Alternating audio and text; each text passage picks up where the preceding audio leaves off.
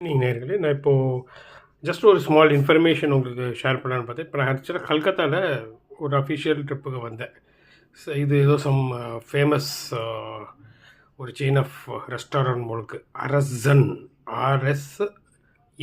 ARSAZAN அரசன் restaurant கேட்டரர்ஸ்ன்ட்டு போட்டு கிட்டத்தட்ட ஒரு 3, 6, 8, 10, 12 லொக்கேஷனில் இன்க்ளூடிங் துபாயில் இருக்குது. பார்த்தீங்களா, இன்க்ளூடிங் துபாய் இதில் இருக்குது. சரி, என்ன சாப்பிட்லாம் அப்படின்ட்டு ஆர்டர் பண்ணுவோம். சரி, எனக்கு ஒரு பிரியாணி கொடுத்துருப்பா, ஸோ தட் அது காலையிலேருந்து சாப்பிடல. சரி, ஒரு நல்ல ஒரு ஃபில்லிங்காக இருக்கும் அப்படின்ட்டு எனக்கு ஒரு மட்டன் பிரியாணி சொல்லியிருப்பான்னு அது மட்டன் பிரியாணி கொடுத்தான். இது வந்து அந்த பர்சன் இது ரொம்ப ரொம்ப very famous restaurant for biryani அப்படின்னாரு. ஓகே, டீக்கே, எனக்கு ஒரு பிரியாணி கொடுத்துருங்கண்ணே. பிரியாணி பாக்ஸ் வந்து இவ்வளோ பெரிய பாக்ஸு. பேக்கிங்லாம் நல்லா தான் கொடுத்துருந்தான். பேக்கிங்லாம் பக்காவாக கொடுத்துருந்தான். இந்த மாதிரி ஒரு இதெல்லாம் வச்சுட்டு பக்காவாக கொடுத்துருக்கான் பேக்கிங்.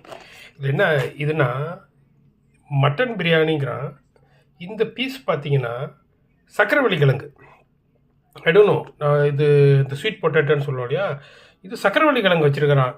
சக்கரவள்ளி கிழங்குக்கும் இந்த பிரியாணிக்கு எப்படி இது கோரிலேட் பண்ணுறான்னு தெரியல. ஓகே, பெங்காலில் ஸ்வீட் சாப்பிடுவாங்க, பெங்காலி ஸ்வீட்ஸு அதெல்லாம் சாப்பிடுவாங்கன்னு தெரியும்.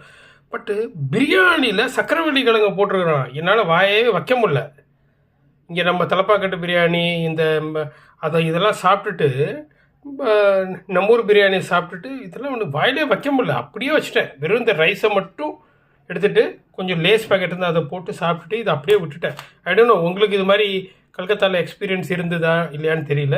இதை உங்களுக்கு நான் ஷேர் பண்ணணுன்னு சொன்னேன். That's it.